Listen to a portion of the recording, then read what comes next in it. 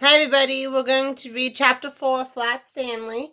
The title of Chapter 4 is The Museum Thieves. Mr. and Mrs. O. J. Dart lived in an apartment above the lamb chops. Mr. Dart was an important man, the director of the famous Museum of Art downtown in the city. Has anybody been to an art museum? I like to go to see the art in the museums. Stanley Lambstrap had noticed in the elevator that Mr. Dart, who was originally a cheerful man, had become quite gloomy, but he had no idea what the reason was.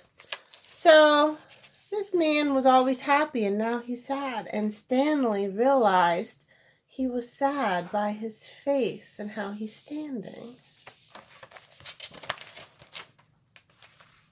And then at breakfast one morning, he heard Mr. and Mrs. Lambtrap talking about Mr. Dart. "I see," said Mr. Lambtrap, reading the paper over his coffee cup. "That's still another painting has been stolen from the famous museum.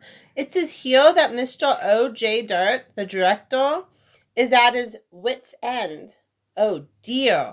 Are the police no help?" Mrs. Lambtrap asked. "It seems not," said Mr. Lambtrap. "Listen to what the chief of police told the newspaper. We suspect a gang of sneak thieves.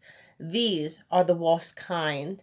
They walk by sneakily, which makes them very difficult to catch. However, my men and I will keep trying. Meanwhile, I hope people will buy tickets for the policeman's ball and not park their cars where signs say don't." So the family is reading the newspaper about the art thieves. The next morning, Stanley Lambtrap heard Mr. Dart talking to his wife in the elevator. "These sneak thieves work at night," Mr. Dart said. "It is very hard for our guards to stay awake when they have been on duty all day. And the famous museum is so big, we can't guard every piece at the same time. I feel it is hopeless, hopeless, hopeless." Suddenly, as if an electric light bulb had lit up in the air above his head, giving a little shooting lines of excitement, Stanley Lambtrap had an idea. He told it to Mr. Dart. So Stanley had an idea, and he's so excited, and he's telling Mr. Dart. "Stanley," Mr. Dart said, "if your mother will give her permission, I'll put you and your plan to work this very night." Mrs. Lambtrap gave her permission, "But you will have to take a long nap this afternoon," she said. "I won't have you up till all hours unless you do." That evening, after a long nap, Stanley went with Mr. Dart to the famous museum. Mr. Dart took him into the main hall, where the biggest and most important painting were hung. He pointed to a huge painting that showed a bearded man wearing a floppy velvet hat, playing a violin for a lady who lay on a couch. There, a half-man, half-horse person standing behind them, and 3 fat children with wings were flying around. That, Mr. Dart explained, was the most expensive painting in the world. So this is the painting Mr. Dart is showing Stanley, and this is the most valuable painting in the museum. So I bet you they think that might be the next painting that's going to be stolen. There was an empty picture frame on the opposite wall. We shall hear more about that one later. Mr. Dart took Stanley into his office and said, "It is time for you to put on a disguise." "I already thought of that," Stanley Lambtrap said, "and I have brought one, my cowboy suit. It has a red bandana that I can tie over my face. No one will recognize me in a million years." "No," Mr. Dart said, "and you will have to wear the disguise I have chosen."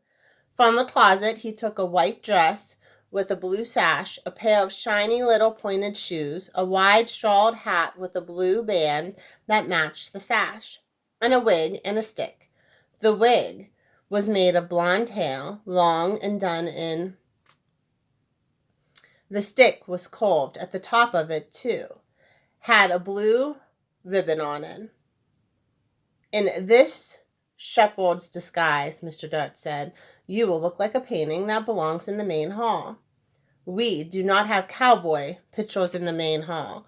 Stanley was so disgusted he could hardly speak. I will look like a girl. That's what I will look like, he said. I wish I had never had this idea. But he was a good sport, and he put on the disguise. Are you guys ready? Are you guys ready? He's in a dress.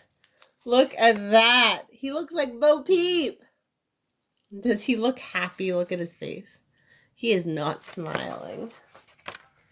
Back in the main hall, Mr. Dart helped Stanley climb up into the empty picture frame.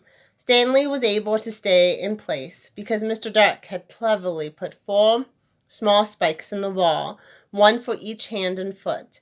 The frame was a perfect fit. Against the wall, Stanley looked just like a picture, except for one thing. Mr. Dart said, shepherds are supposed to look happy. They smile at their sheep and at the sky.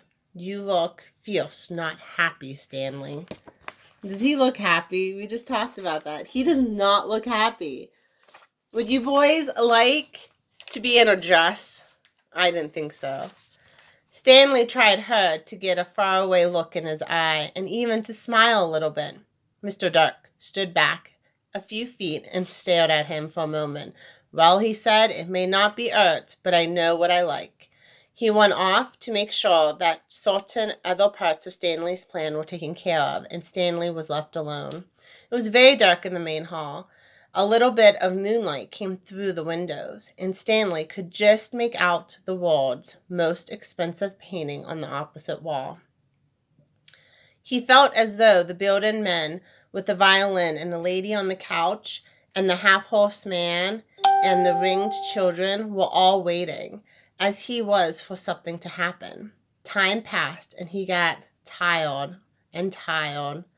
Anyone would be tired of this late at night, especially if he had to stand in a picture frame, bouncing on little spikes. Maybe they won't come, Stanley thought. Maybe the sneak thieves won't come at all.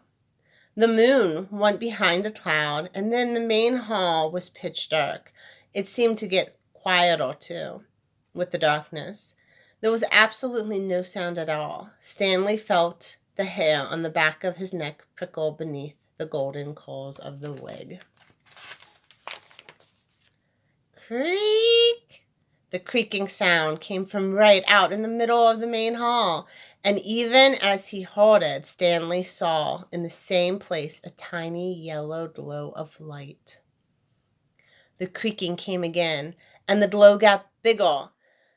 A trapdoor had opened in the floor, and 2 men came up through it in the hall. Stanley understood everything all at once.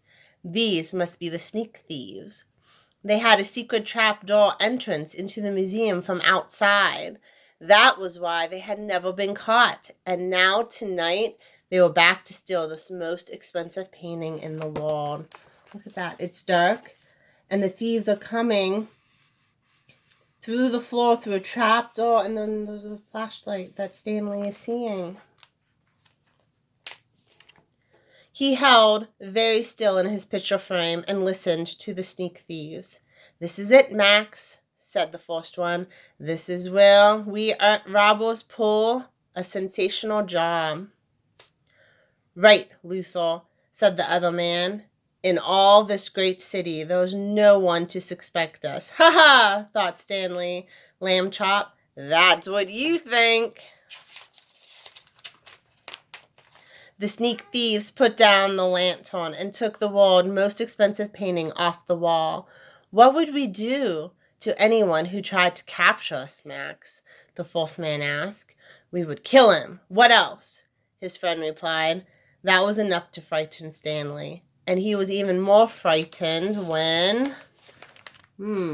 wonder what he's frightened about. He's still on the page. When Luthor came over and stared at him. This sheep girl, Luthor said. I thought sheep girls were supposed to smile, Max. This one looks scared. Just in time, Stanley managed to get a faraway look in his eyes again and to smile, sort of. You're crazy, Luthor, Max said. She's smiling, and what a pretty little thing she is, too. That made Stanley furious. He waited until the sneak thieves had turned back to the world's most expensive painting, and he shouted in his loudest, most terrifying voice, Police! Police! Mr. Dick, the sneak thieves are here! Do you think those two thieves are scared now? I think they might be. The sneak thieves looked at each other. Max said to the first one, very quietly, I think I heard the sheep girl yell. I think I did too, said Max in a query voice. Oh boy. Yelling pictures, we both need a rest. You'll get a rest, all right, shouted Mr. Dirt, rushing in with the chief of police and lots of guards and policemen behind him. You'll get arrested, that's what, ha ha ha.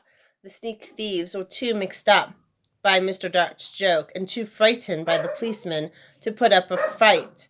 Before they knew it, they had handcuffed and led away to jail. The next morning in the office of the chief of police, Stanley Lambchop got a medal. The day after that, his picture was in all the newspapers. He was a hero. Okay, we're on chapter 5. Stay tuned. Bye, guys.